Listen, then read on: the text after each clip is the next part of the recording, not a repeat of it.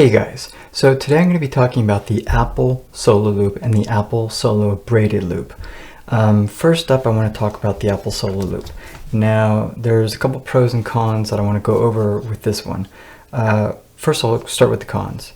For one, I found that it was easy to attract dirt. You know, you ever had like a toy as a kid, like a gummy toy, and it would just pick up dirt and the dirt would just stick right into it and get embedded? That's kind of like what's happening with this one, and it's really hard to clean. So it gets dirty, it doesn't stay clean because it's just so kind of sticky and gummy like. The other thing I didn't like was that it's not as stretchy as the braided loop, so it's a lot harder to get on your wrist. You really have to kind of force it on your wrist. Sometimes it'll roll over kind of like a rubber band. So it's not a very comfortable process of actually putting it on your wrist. Lastly, you know, it's very thin and sleek and clean, but I feel like it's just a little too thin. I wish they could have made it a little thicker. So when you're wearing it on your wrist, I feel like it's kind of off balance with the body of the watch. So if you do try one on, make sure you look like in the mirror, look at your wrist in the mirror to really see like how it balances with the body. I felt like it was just not very well balanced, and it was just too thin, just too small. And the body of the watch was just huge, and so it just didn't look good. Looking straight down, it looked fine, but in the mirror is really where you can tell. What I did like about it was that it was very comfortable to wear, especially if you're tracking your sleep. This is like the ideal band to wear when going to bed.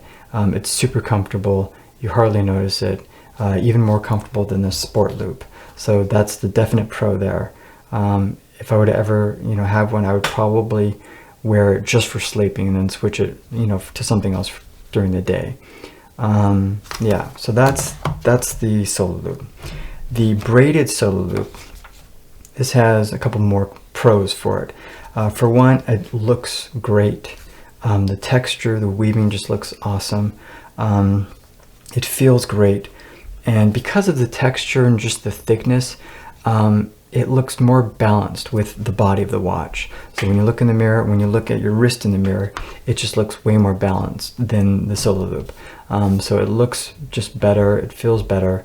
The other thing is that it's more stretchy, so it's way easier to get on your wrist. It's just like a smooth process. So yeah, this is how the Solo Loop should be, and it's just totally not. But yeah, this is just super easy to get on. And now the one con about this one, and it was, for me at least, my reason why it was just a no-go, is that after wearing it for about 5 minutes, my wrist started to feel itchy. I don't know why. I have no known allergies to nylon or yarn or anything like that. But after 5 minutes, I had to take it off. It wasn't backing down, it was getting worse. So if you have any skin allergies or sensitive skin or any known allergies to like yarn or nylon, you want to be careful about that. But it was enough for me it was a deal breaker for me. But I hope that helps. I hope these two, the cons of going and pros for each one help you decide. For me, I'm just going to stay with the Sport Loop. The Sport Loop, I think, is just like the perfect band. Because it's easy to clean, it's durable, it's got more substance to it, it balances like a little bit nicer with the body of the watch. It's adjustable, of course. So I hope this helps. All right, thanks guys.